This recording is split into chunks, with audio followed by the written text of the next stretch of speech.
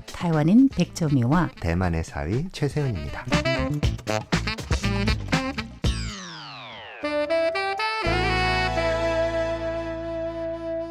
안녕하세요. 데베이더클 최세은 백점입니다. 우리가 지금 녹음하는 이 날이요. 오늘이 3월 17일 화요일입니다.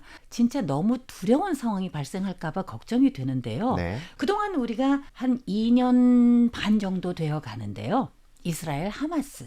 자, 그런데 우리는 한쪽은 계속 매만 맞는 것 같잖아요. 네. 팔레스타인 너무 불쌍하다. 제가 그렇죠. 그 부분에 대해서는 너무너무 가슴 아프고 팔레스타인 벌써 7만여 명이 죽었구나. 이런 거 너무 슬픈 거예요. 국제사회 속에서 지금 이란이 그동안 보여왔던 모습이 아무래도 세계 평화를 지키는 것과는 조금 반대의 방향이었잖아요. 네. 물론 이제 자국의 어떤 정치 제도나 어떤 종교나 문화가 위협받고 있고 네. 그만한 이제 어떤 그런 위협을 받고 있었던 것은 맞는데 그렇다고 해서 미국과 이스라엘이 이란을 이렇게 협정 과정 중에 평화 협정 과정 중에 먼저 공격을 해서 그러니까. 지도자를 암살하고 살해한다? 이것도 좀 정의로운 것과는 거리가 먼 거 아닌가 그렇죠. 싶어요. 저도 그렇게 생각을 하는데 네. 또 한편에서는 와, 봐라. 이 사람들 다 죽였다. 근데 이게 말이 됩니까? 저는 그거 진짜 못 받아들여요. 한 나라의 주권이 있는 거잖아요. 자, 그러니까 북한에서 어떻게 생각하겠어요? 그럼요. 물론 저 굉장히 북한의 그 정권 싫어합니다. 저는 아주 싫어요. 네.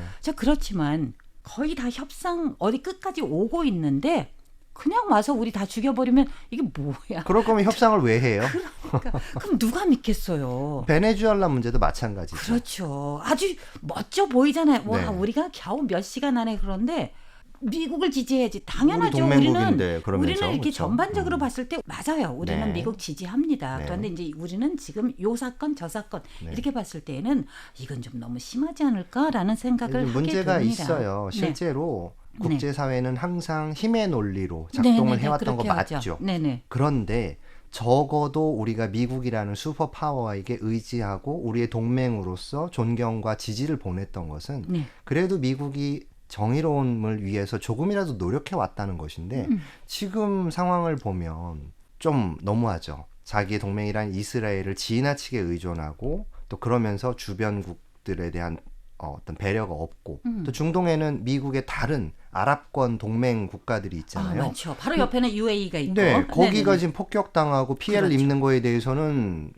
거의 손을 놓고 있고 이스라엘이 당하는 부분에만 이렇게 집중하고 있거나 네. 심지어는 한국과 일본을 비롯한 동맹국들은 좀 참여해야 되는 게 아니냐. 근데 저는 그게 궁금해요. 네네네. 저는 이제 한국 사람이고 한국 뉴스를 계속 보고 있으니까 네네. 한국인들이 지금 이 전쟁을 바라보는 태도와 시각에 대해서 네. 조금 공부를 했거든요. 네네네. 그러면 대만에서는 지금 이 상황을 어떻게 보고 있나 너무 궁금합니다. 아, 되게 조용하죠. 또 우리 있을지도 이스라엘하고 굉장히 모르죠. 친하거든요. 네. 조용하다는 뜻은 지지를 한다는 뜻인가요? 아니요, 이것도 아니고 저것도 아니라는 아하. 건데 다시 말해서 네. 타이완은 지금 현재 제가 그냥 개인적으로 봐서는 채널마다 자기 입장이 있어요. 그렇죠. 그래서 정말 안 좋은 게 이 채널은 그 입장만 나오고 저 채널은 저 입장만 나와요. 네.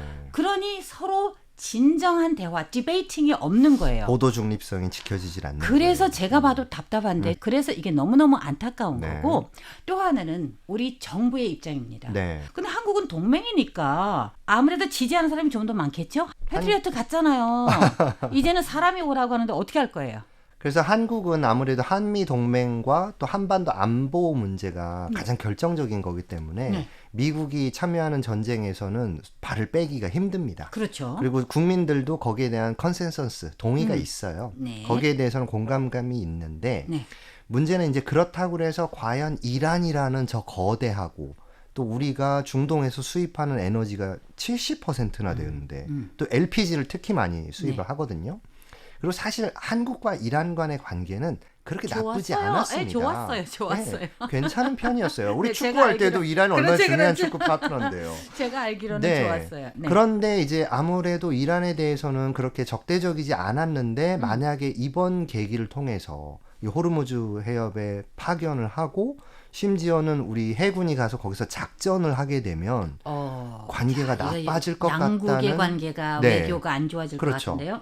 근데 또 흥미로운 점이 있습니다. 왜냐하면 최근에 뉴스 보시면 한국 K 방산 이래서 한국 무기들 네. 뭐 엄청나잖아요. 네네네. 아까 뭐 패트리어트, 네네네. 사드 무기 말씀하셨지만 너무 비싸다는 거예요. 근데 한국 거는 그거의 3분의 1 값밖에 안 된답니다. 예. 근데 또 효과가 좋다고. 효과가 좋아요. 예, 그거 그래서 뭐 있어요. 우리의 지금 또 다른 형제국인 UAE라든가 뭐 이런 주변에 있는 중동 국가들이 그거 우리도 좀 살 수 있느냐 이러면서 심지어는 비행기까지 가져와서 들고 갔습니다. 우리 거를. 한국이 이런 나라가 될 줄은 정말 상상도 그렇죠. 못했습니다. 저번에 러시아 우크라이나 전쟁도 마찬가지잖아요. 네. 비록 약간 우회적으로 팔긴 우회적으로 했지만 했죠.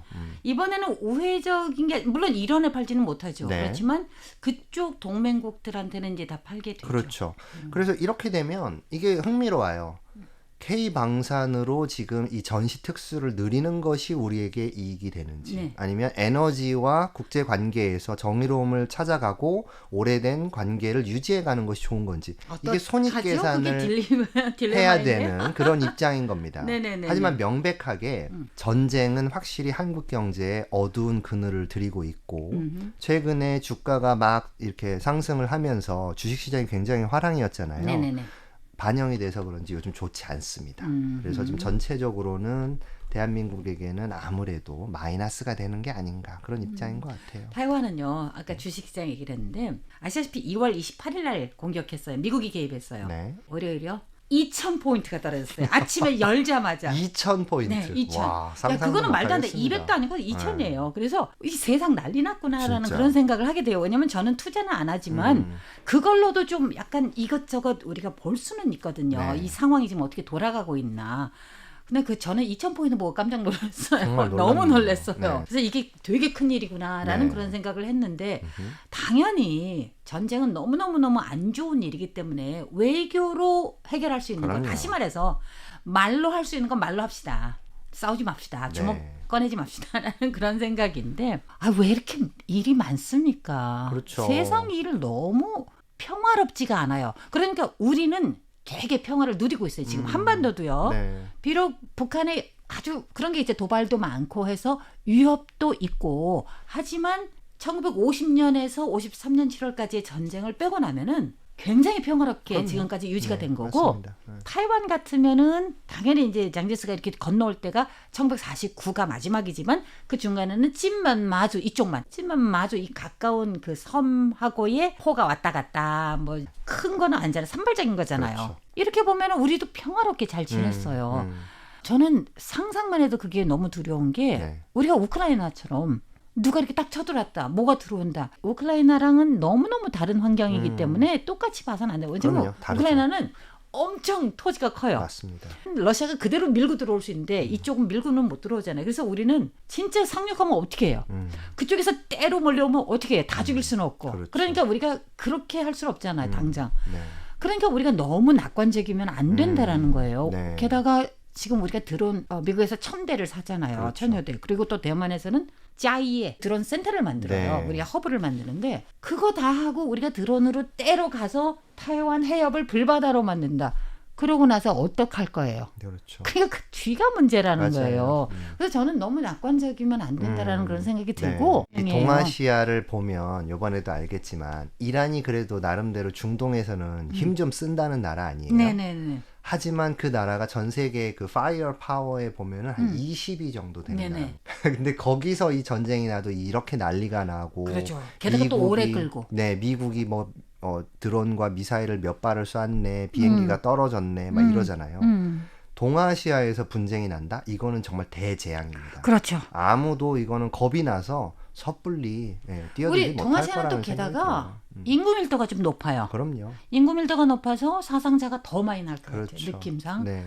아유, 역시 전쟁은 정말 안 좋은 안 겁니다. 됩니다. 누가 시작을 절대로 해도 안 안 됩니다. 되고요. 그렇습니다. 그래서 우리가 당연히 민주주의 진영 맞습니다. 절대로. 네. 그렇지만 도덕적인 거에 좀 지켰으면 좋겠어요. 지금 최소한 무고한 사람들 그렇게 죽이지 말자. 그리고 약속한 거는 좀 지키자. 자국의 이익도 좋긴 좋지만 약속한 건 지키자라는 생각인데 우리가 이 방송 나갈 때쯤 네. 그쪽 중동이 조용해졌으면 좋겠어요. 다 끝났으면 좋겠어요. 제발 그랬으면 좋겠습니다. 그리고 이스라엘하고 하마스 전쟁도 끝났으면 네. 좋겠고 팔레스타인 이런 주민들에게 평화를 줬으면 좋겠고 네. 러시아 우크라이나도 끝났으면 좋겠고 오늘 태비도그 여서 마치겠습니다. 진행의 최세훈 백점이었습니다. 여러분 감사합니다. 감사합니다.